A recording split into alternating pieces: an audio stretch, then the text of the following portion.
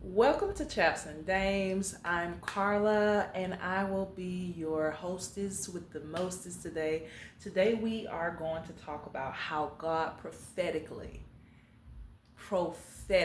gave me a heads up about my divorce. Hence why I am here in my high rise in the city today, because he gave me a prophetic word during this very challenging time.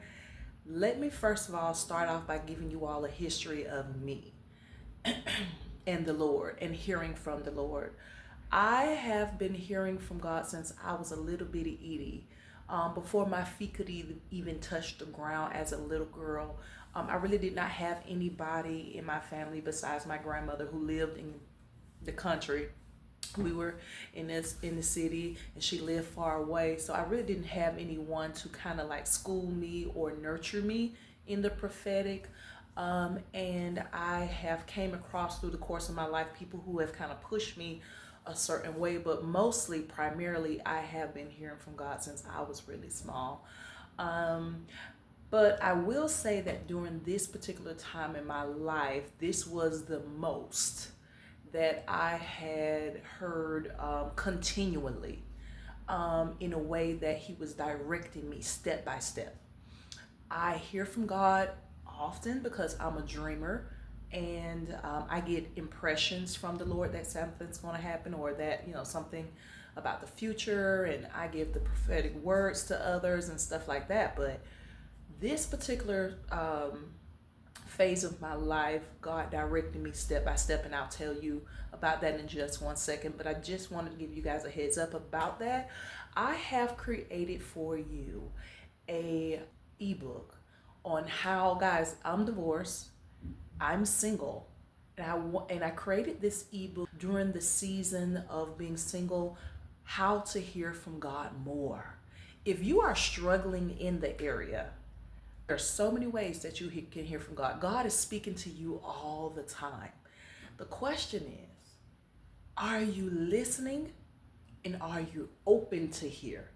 Do you even recognize His voice? So this ebook that I have created is a step-by-step guide for you to immerse yourself in the directions of the Lord for your life, in the instructions and guidance, so that you won't feel like you are living this life alone. That is why I created this ebook. You will see the link below. The morsels of greatness inside this ebook that I was led to create for people like you and for people like me in our single season. Guys, let's go ahead and get started. I'm excited. I'm nervous about this session because this is the unraveling of something, a time in my life that was very, very hurtful. And if most of you all who are listening have went through, some of you all have already been through divorce. This was my first time going through divorce, and will be my last time.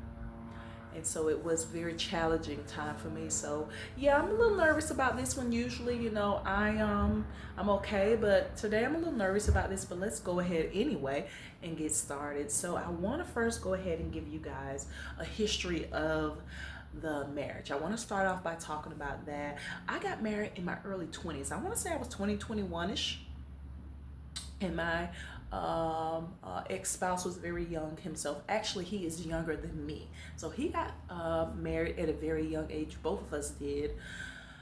We were happily married, in love. We had our first child a month after. I want to say a month and a half after um, we had actually gotten married. We were engaged for a year, and throughout the course of the engagement, I got pregnant. So that is how that went, guys. I was not with the Lord at the time. I was a little bit in church, out of church. My introduction, because I didn't grow up really in church. My real introduction was in my early 20s. We started going more regularly. So yeah, I will say that the marriage started off kind of rocky in the beginning. There was a lot of love there, but there was a lot of sadness because for me personally, I was not working. I was pregnant, just had delivered. And I wanted my independence back so badly. And I tried everything I could in my power to get that back because I just was independent. I would work 2 and 3 jobs with no problem, you know. I knew how to hustle. You know, I was definitely a hustler. I definitely wanted to make that money, see that money, and get that money. um, and so we were married for 23 years. And throughout the course of the 23 years, some things had took place on both of our ends. I will say that we ultimately still loved each other. There was very much in love and still loved each other. I think it was ultimately what caused the divorce was unforgiveness. I think it was some resentment on both ends. I think it was some just emotions that we did not work out through counseling sessions. We were in and out of God, you know what I mean? We were in God and out of God, and we knew of God but did not know how to utilize God for our marriage or how to make him the center, you know.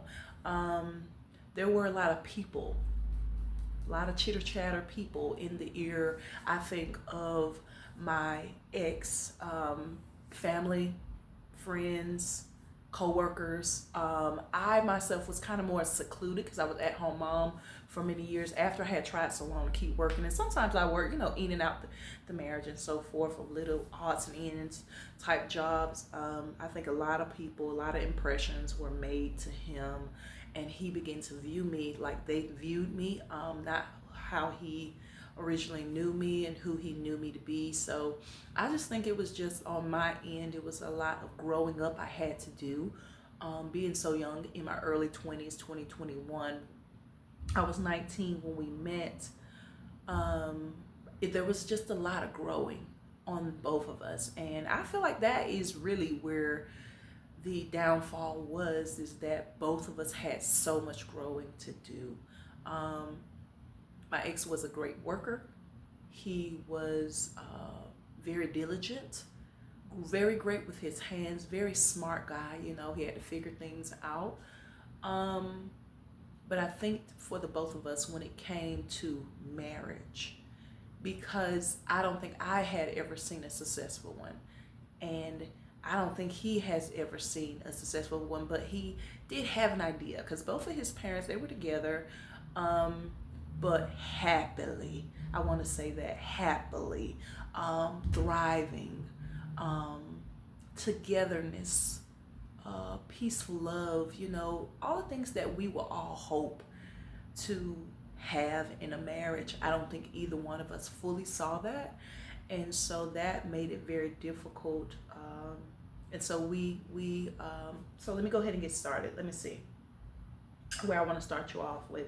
I will say this before I go deep into how God was instructing me through and prophetically giving me a heads up about the divorce. I will say in 2015, 2016, something had happened to where God had gave me a revelation about something, and then I asked him, could I divorce? He gave me a revelation about myself, actually. And so I questioned him about even being married to my ex, and he told me that I could not divorce him.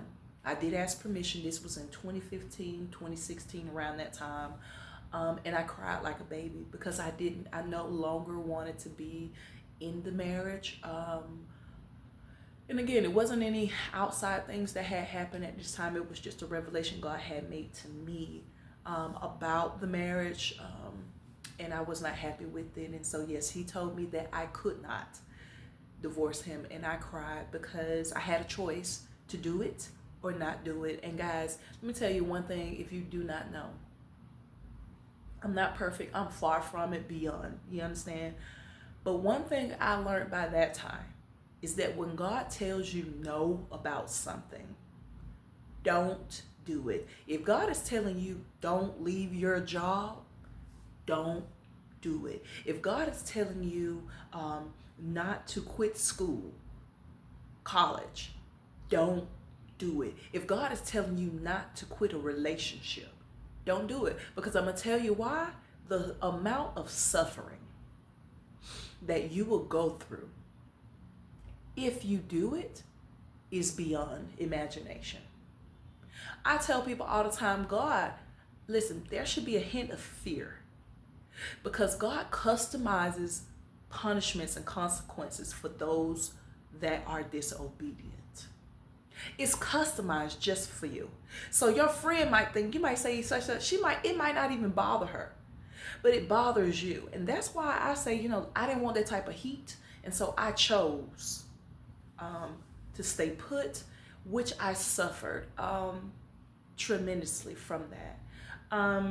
But anyway, let me go ahead and get started telling you guys how God led me in 2020.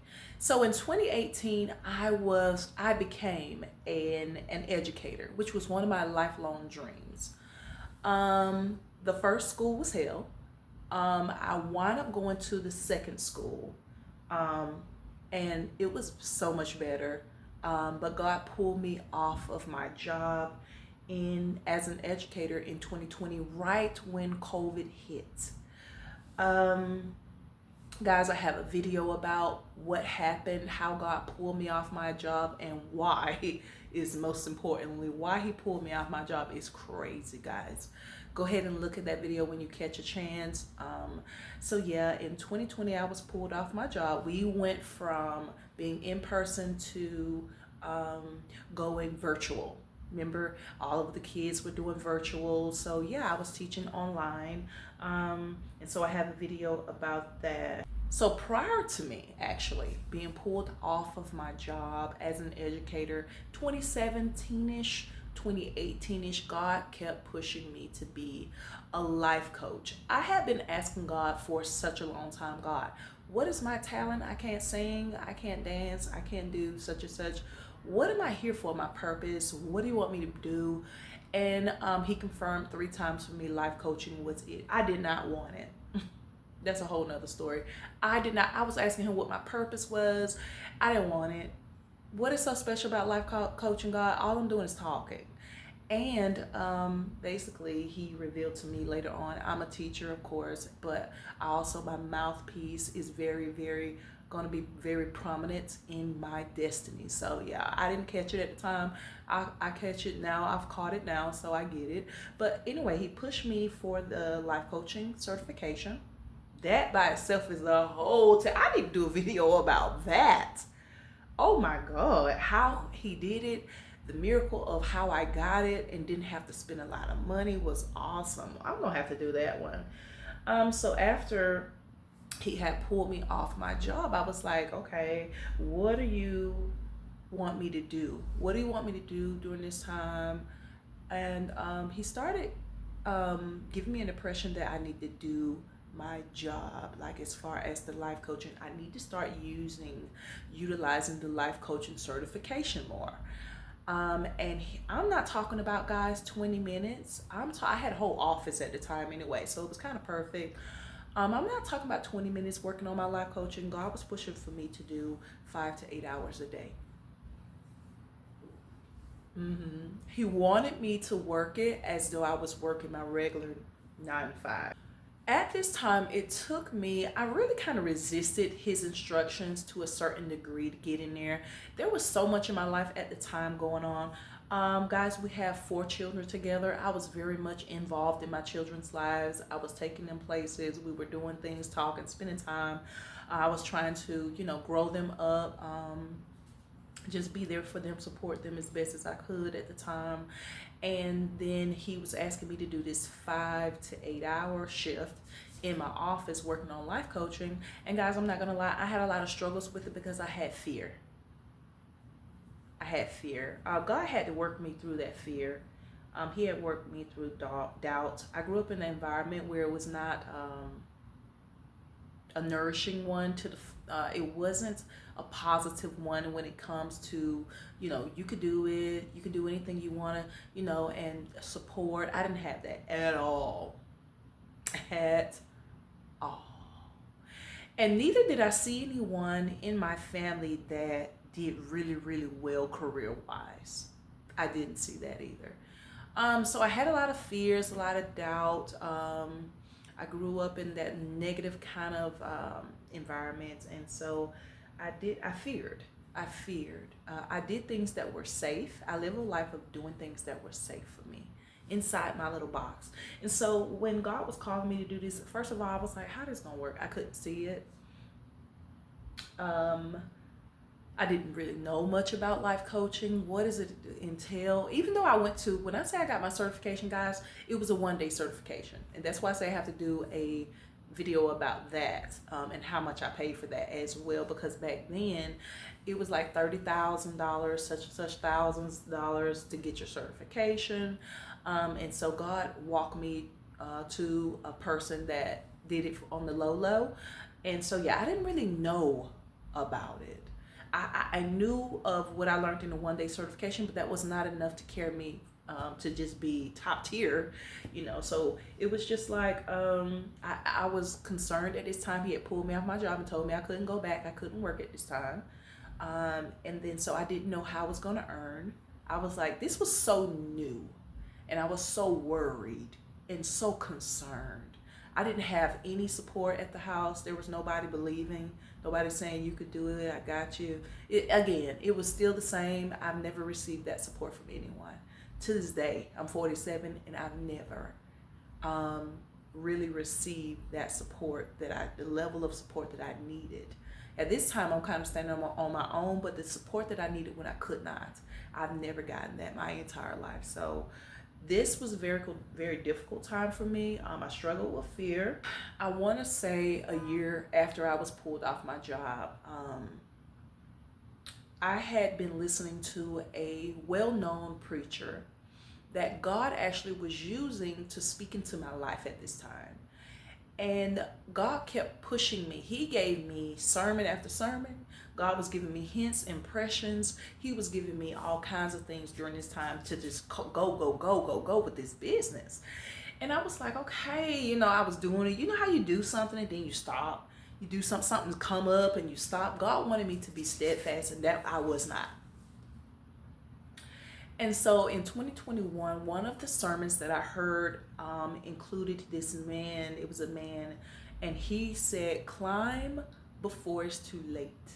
I knew, like when he said that phrase, guys, as you get better with hearing God's voice, there are certain things that you'll hear that will stand out to you.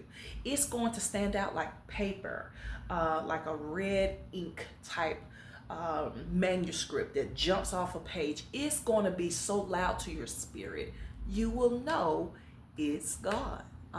That is some of the things that I share in the ebook as well. How you know it's God talking to you is so much going on, but guys, I knew that God meant that for me when he said, climb before it's too late. And I was like, I asked God, I said, before what's too late? What are you talking about? I was like, oh my God, something's about to happen. I was like, before it's too late. That kind of scared me because the before it's too late part was like, something's going to happen. It's going to be too late if you don't do it. And so, guys, I got in there and I was chucking away like the little engine that could as fast as I could, guys. But apparently it wasn't good enough. All right, so this was the first impression. And so what happens is, guys, the thing that I did not know was that I was getting ready to embark the very next year. Good God, the very next year in 2022 upon a divorce. I didn't know. I had no clue, because remember, God told me I couldn't divorce. And so even matter of fact, during some of our discussions, I would tell him, listen here, God said I could not divorce, but you can. You're free, sir. Because, I would tell him that every blue moon. And I was like, listen, I can't, but you can. Free me. And so what happened was, and I was not supposed to say that, guys, do not do as I do. Okay? Just do as I say. Do not do what I do. Just do as I tell you to do, okay? So that wasn't a great example of that. But guys, what I did not know in 2022, like I was just saying, that I was getting ready to start a very difficult season in my life. Good God Almighty. And that was 2022. And God knew it though. And so that's why he said, hurry up and climb before it's too late, because he wanted me to plant the seeds of my business. Woo! He wanted me to start planting those seeds so that he can bless me. Hallelujah. Glory. But I could not. I could, Because if God said it, I could have. Do you understand? I could have done it. But because I felt like I could not, I did not. I did get to the point where at some point, guys, I was up to 8 hours plus.